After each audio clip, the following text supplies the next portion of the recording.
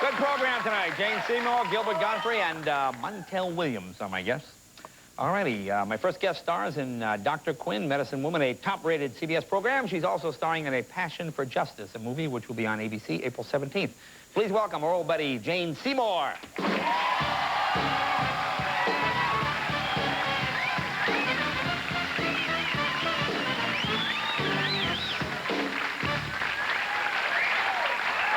Hey, good to see you.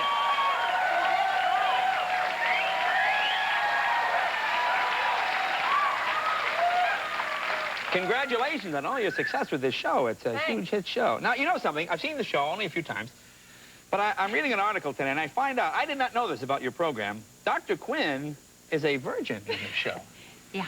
Now how old a character do you play?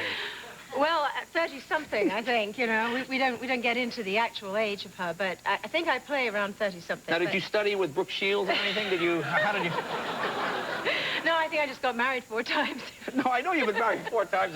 So is playing a virgin a tough role? How far do you have to reach back? Do you have to go, oh, man, what time is it now? Man, as an actress, that must be quite a stretch. It's a stretch, but it's been a good stretch if you think about it. First show I ever did was a thing called The Anedian Line. I played a virgin, and then they hired me directly from that to star in a James Bond film in which I played a virgin. So virgins. Were you a virgin in the John? Virgins are highly paid, you know. Yeah.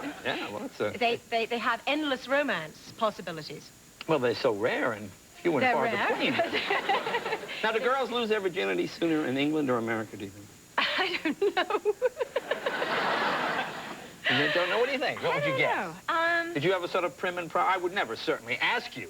Well, you know, unfortunately, someone did once ask me this question when I was hired to do the James Bond film, and I unfortunately was gullible enough to answer rather naively the truth, which was that I was actually a virgin for quite a long time. Oh, that's the truth? Almost up till the movie, but it was the truth. Up until the... I know. Not the... I thought you were going to say the audition for the movie. No, but, you know, of course. No, it's a terrible joke. So bad. It's a terrible joke. Oh, I see. So... Yeah. Now, also, your hair is also very long. Does this ever get in the way? I was thinking about this as I read.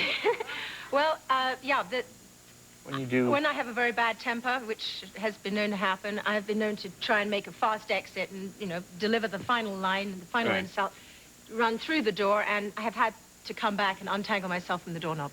Oh, you mean you got in a fight with someone, left, your hair got caught? I've had it, I'm out. But I'm not really. I have to come back out, spend a while getting out of the doorknob. Did you ever have short hair? Yeah, I cut it all off when I was about 13. I went to a ballet school where they said I was a sissy and a weed, and only idiots had long hair. So of course, peer pressure was such I cut my hair off. It could have been drugs or cigarettes that I'd taken on at 13, but I just cut my hair, and then I realized that I couldn't do anything with it. It just went like that. Yeah. So it's been long your whole adult life. I'm lazy. That's why. I don't like having to go to the hairdressers and decide what But isn't that more work? I mean, it looks beautiful, but I mean, doing it all This is a lot of work, and this is the work of a man called Kelly who does this. He works with me on Medicine. I have these 3 wonderful people. I refer to them as the dream team. Kelly, Lisa, and Sherry, and they fix me up. Because I didn't know in the Old occasions. West they would have men... Hairdressers travel behind the women in the Conestoga wagons and do their hair as they went. It's amazing. It's also amazing how many times Michaela Quinn changes clothes. Yes. Yeah. I mentioned the closets in that log cabin. Now, what is the worst thing ever get caught in your hair? I imagine this must be... Because I know you do your own stunts and things. I mean, is it always just machinery and things? No, you know, we get... love scenes and things can be a little tricky. Really? Well, you sort of... Being a virgin must be very tricky, Get tangled with a virgin. You know, it's those scenes when you're lying in bed with someone and then the guy puts his elbow here to have that talk, and you find that your head's going round. Oh, I know. I can't imagine the number of times, you know, you're with someone, they go, ow, my hair, ow, you're on my hair. And it's a different kind of ow. Yeah. That women make when you're on the hair. It's ow. It's like the worst ow.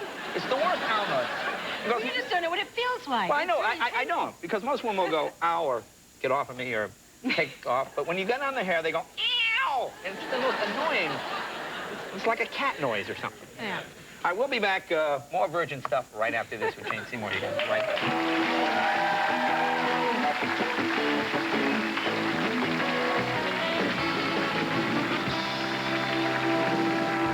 Welcome back. Talking with Jane Seymour. I imagine because of your show, you probably get a lot involved in a lot of these Western things. What were you telling me before about a snake wrangling thing? Well, on weekends at the moment, I'm going back to Texas because my husband, James Keach, is directing a film there. And one weekend we went there. We're in Abilene, Texas. And I said, what do you do on weekends in Abilene? And they have the world's largest rattlesnake roundup in a place called Sweetwater, Texas. Oh, I know what that is. Right. But so I went along. I said, hey, let's go see a rattlesnake roundup. So we went along, and there's millions of rattlesnakes in these big things. And then there's this really pretty girl, and she's Miss Sweetwater, Texas. Oh, the rattlesnake roundup. Miss Rattlesnake or something? Or something like that. And she's absolutely gorgeous, and she's got this beautiful tiara on and a pretty dress. She's had her nails just done and everything. And they put an apron on her, and they've asked her to skin a rattlesnake. Oh, now, you've never seen a sight like this. Poor girl. She's like, they have cut the head off. Oh, they cut the head off? They cut the head off first, right? Oh. And then they hung this rattlesnake. I mean, she was supposed to slit it open and take its inside out. Well, this was blood everywhere, and I mean, she was going, I'm not sure about beauty pageants anymore. No one mentioned the snake. You know, she was really terrible. Well, I assume she had experience in this before. I don't think so. She looked very surprised by the whole thing. It was really scary. Did you ever try that? Did you? No, I didn't. I felt okay about it because they use the rattlesnakes for research. You know, the venom they use to help people. And I think the snakes appreciate that, yeah. And poor snakes, I don't know. Have you ever tried to catch a rattlesnake? Have you ever eaten rattlesnake? No, I've never eaten it. I resisted the temptation after I saw her try to skin one. But, you know, I have had one sort of go under my horse on Medicine Woman once. It was just wiggling along there. And in the park, we save them all. We just pick them up and take them further out, and they come right back, and they live right underneath the Did the horse go crazy? Did it rear up on you? No. Because you're a pretty good horse. Yeah, horse I am, person or horse woman? Well, I think I am a pretty good horsewoman, but I think a rattlesnake under my horse, if the horse had seen it, that would have been the end of me. Yeah. Because you do your own stunts on the show. I saw an episode where you're on a trapeze or something. Well, I see this virgin on a trapeze. And I said to myself, people, look, a virgin on a trapeze, and she's trapped. You know? And no hairs out of place. No hairs out of place, and a virgin on a trapeze. I know it. Was that you on the trapeze? Well, some of it was me on the trapeze. You know, I have a real fear of heights, and when they told me I was going to do this, and with 2 days' notice and no time to practice, I said, it's never going to happen.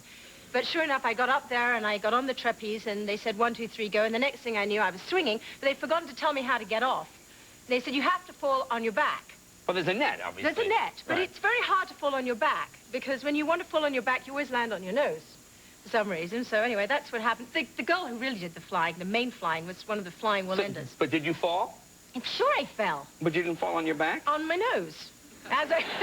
Did you try to fall on your back? I tried very hard to fall on my back, but it sort of landed that way. No, but you turned over to look.